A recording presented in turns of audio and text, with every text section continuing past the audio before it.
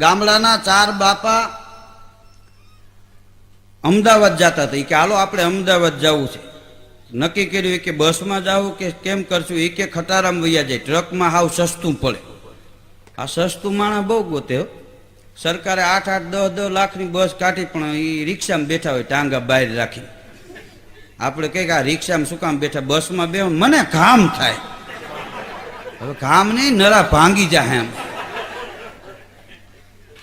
હા, તો એક ટ્રકમાં બેઠા 4 બાપા, આનો પાપો ને કાનો પાપો ને અમથો પાપો ને નાજો પાપો.